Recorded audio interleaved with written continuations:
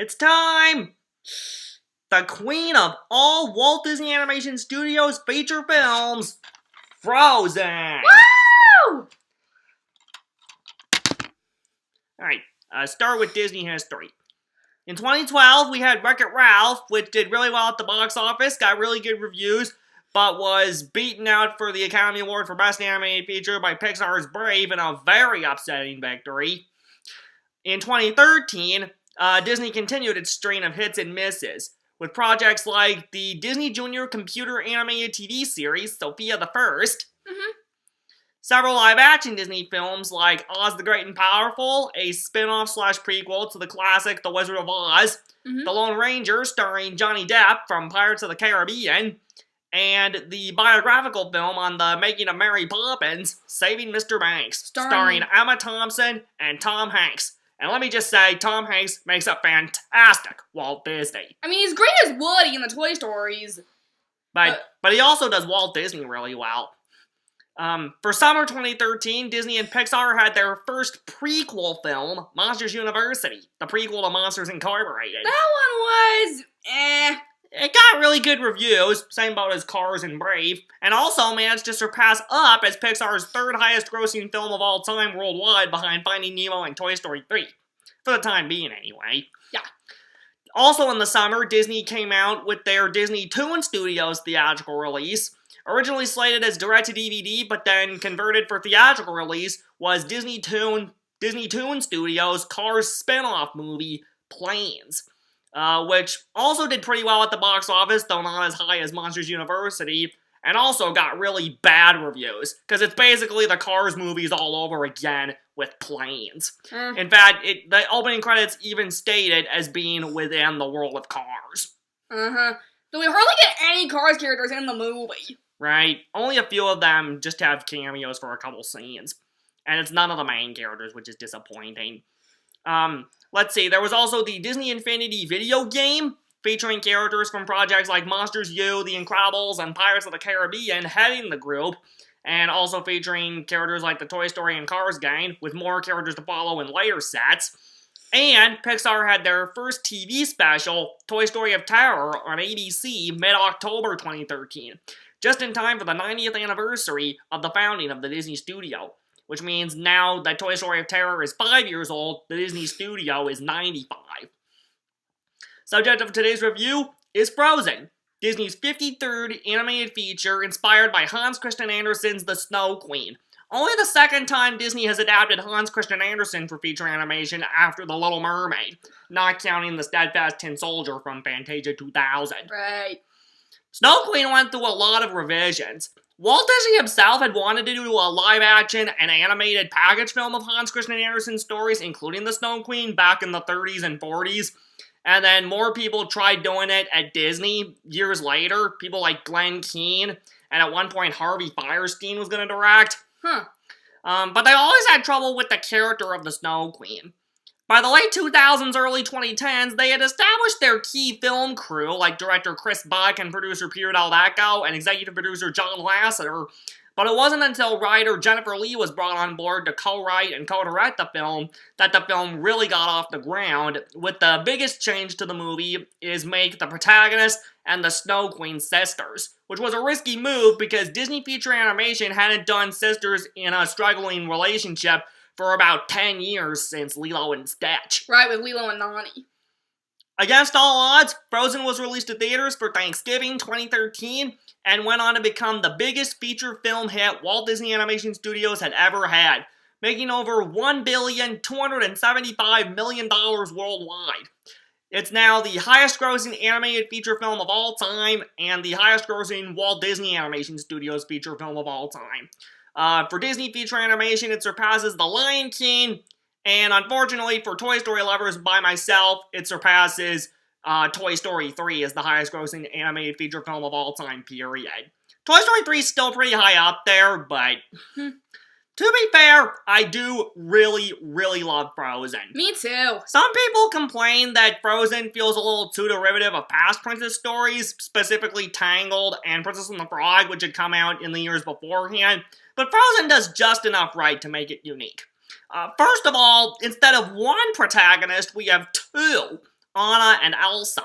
Oh, Each with can I their talk about them? each with their own distinct personality. I'll let my sister explain. Okay, so Anna is a redhead, and she's a fearless optimist, and Elsa is a blonde, and she has the power to create snow and ice.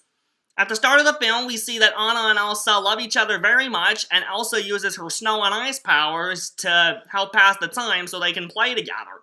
After an incident where she accidentally strikes Anna on the head with her magic, the king and queen take Anna to some trolls who heal Anna but remove her memory of Elsa's powers. They shut the kingdom up, lock the gates, and reduce the staff so that Elsa can learn to control her powers, but this results in her and Anna spending a lot of time separate from each other. Years later, after the king and queen have died, it's time for them to reopen the gates so Elsa can be crowned queen. This, of course, excites Anna, but worries Elsa. Anna's excited to meet new people. Elsa's concerned about her powers getting out of control. And one thing that really strikes me about Anna and Elsa is the voice actors. Anna's voiced by Kristen Bell, Elsa by Broadway star Idina Menzel, both of whom had auditioned for Tangled, and recordings of their auditions were kept by the casting director so that when it came time to cast Frozen, they found the girls they wanted to cast. Both Kristen and Idina do a great job bringing Anna and Elsa to life, creating for little girls role models for little girls of this era in the same way that Ariel was a role model for little girls back in the Renaissance heyday. The coronation goes off without a hitch, and Anna and Elsa open up to each other for the first time in years. Yeah, one of my favorite lines, it's warmer than I thought, and what is that amazing smell? Oh, right, because they both love chocolate. Chocolate! Everything goes pretty well. Anna even meets her presumed-to-be boy of her dreams, Prince Hans of the Southern Isles. Ugh. The problem is, Hans almost immediately proposes to Anna after they share a first dance, but Elsa refuses to bless the marriage, resulting in a fight between the girls that inadvertently reveals Elsa's powers to the kingdom. Filled with fear, Elsa runs away, accidentally setting off an eternal winter in the palace, but leading to the most popular song of the film, Let It Go. This one won the Oscar for Best Song, and it's one of my personal anthems. It's definitely one of the top 10 best Disney songs in feature animation history. Leaving Hans in charge, Anna sets out to find Elsa and make amends with her. Along the way, teaming up with her eventual true love interest, an ice harvester named Kristoff, his reindeer Sven, and Anna and Elsa's childhood snowman, Olaf, magically brought to life by Elsa during the song, Let It Go. Oh. One thing that immediately strikes me about Frozen is, once again, the animation. Especially during Let It Go, when Elsa creates her ice palace. And changes her costume. Disney has said that they explored with geometry to bring the ice palace to life. One of the lines of the song is, "My soul spirals with frozen fractals," fractals being a theme of geometry. Anna and Elsa are fantastic protagonists. Anna's kind of somewhere between Ariel and Rapunzel in terms of naivety, but also takes responsibility upon herself to fix her actions after the argument she causes between herself and Elsa.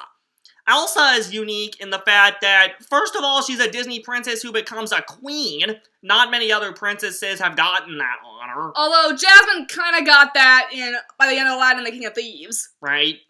But Elsa has to learn to not conceal, don't feel, as her parents have taught her, and that she has to learn to embrace her powers rather than trying to hide them. Only by embracing her true self can she truly be happy, as is seen when she finally gets to use her powers during Let It Go.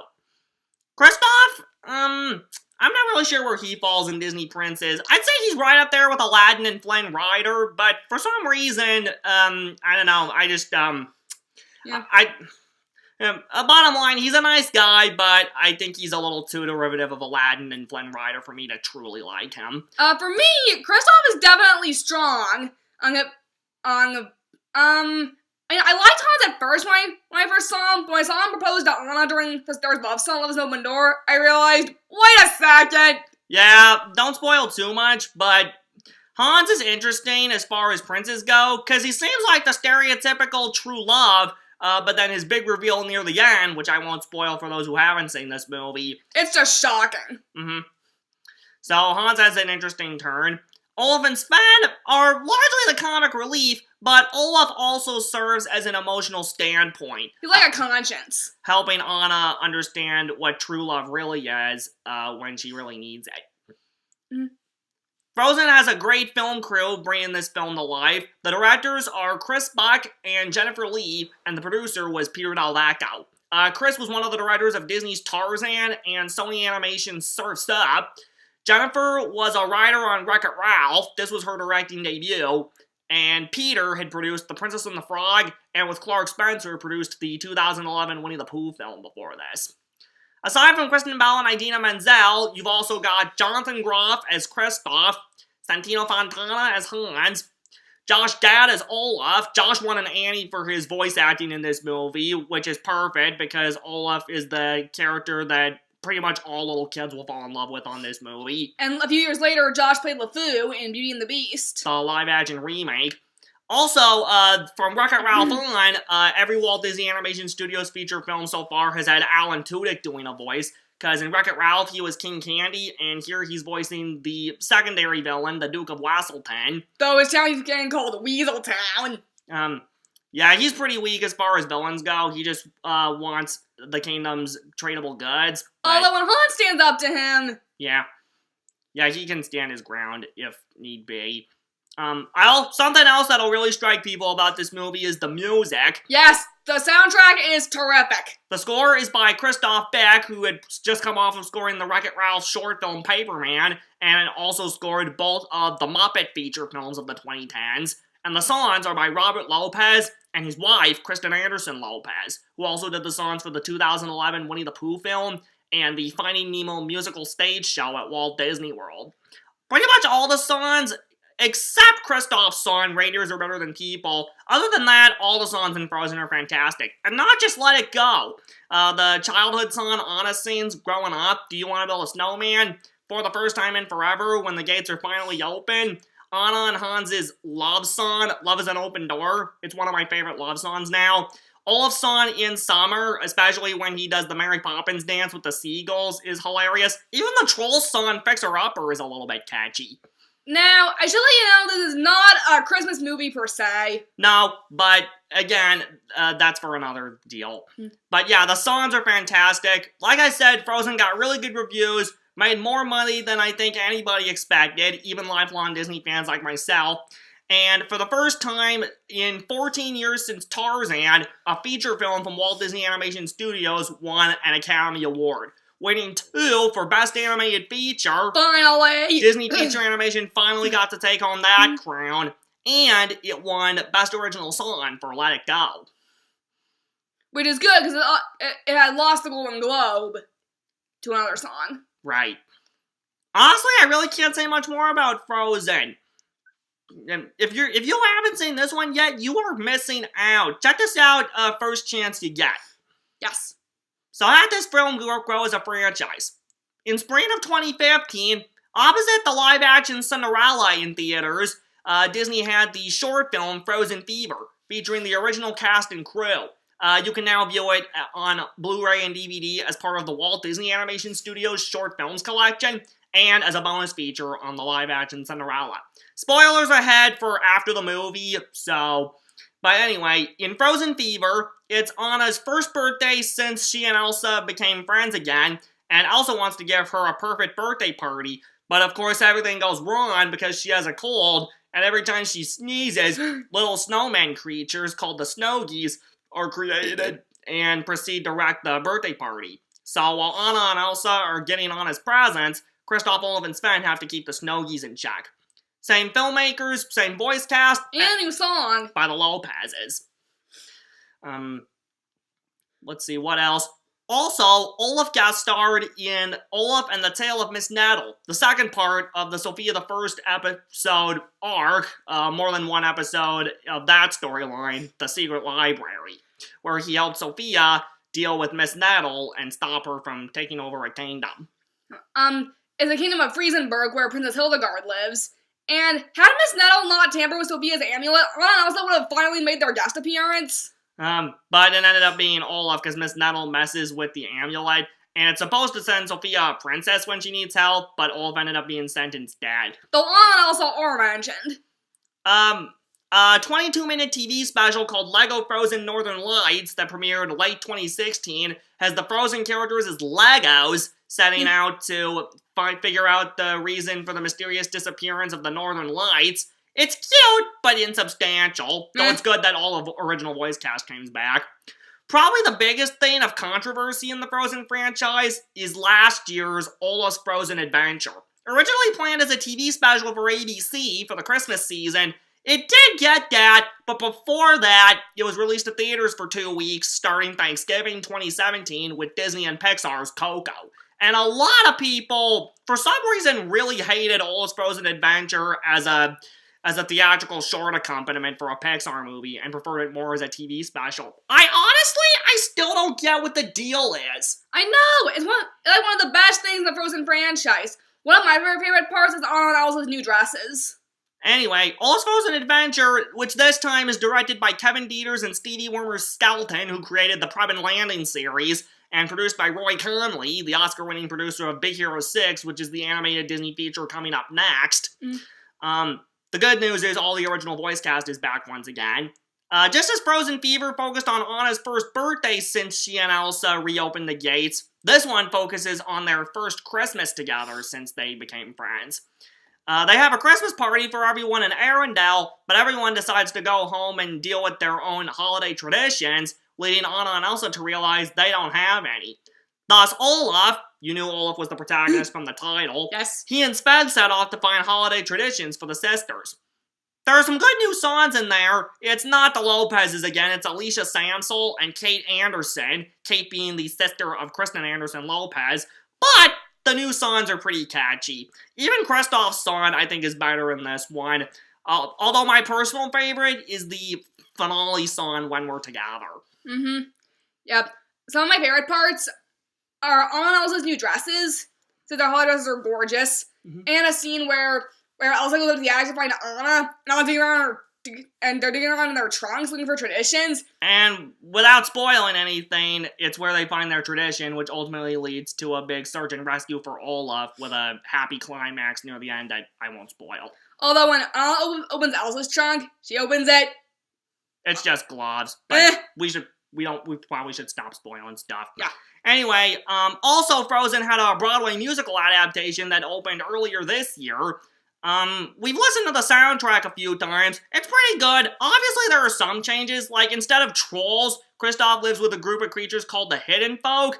There are obviously new songs, and this is interesting. Kristoff is African-American in this one. Oh. Or at the least bit, he is in the original, because the actor that played him, Jelani Aladdin, is African-American. Also, Lego is pushed to the end of Act 1. Which means it's after the reindeer song in summer. Right. So as to end Act 1 on a high note. A feature-length Frozen sequel is set for release next year. We don't know much about the plot yet, but we do know that original cast and crew is coming back, which is good. So let's talk about Frozen's home video release. Released on Blu-ray and DVD spring 2013, most of the bonus features are relegated to the Blu-ray, deleted scenes, and a few behind-the-scenes features. Both the Blu-ray and DVD come with music videos of Let It Go, the end credits version, in different languages, with the American version performed by Disney Channel star Demi Lovato, and the Oscar-nominated animated Mickey Mouse short, Get a Horse, which preceded Frozen in theaters. Yeah, it was kind of the opposite where Ralph the movie got nominated and the short won. Here was the reversal, the movie won. And the short was only nominated. Starting out as a classic 1920s black and white Mickey cartoon, Mickey and friends get shot through the screen and burst into computer-animated color and try to find a way back into the movie. Frozen was also released on a Sail-On Edition DVD in fall 2014, which also featured Get a Horse, as well as a behind-the-scenes feature on the making of the music for the film. So that's our thoughts on Frozen. Honestly, what are you doing listening to us? Go check it out yourself. If there's one animated Disney feature you have to see, it's Frozen. I can't emphasize that enough. While we're out of time for today, remember, when you wish upon a star, Your dreams come true. goodbye!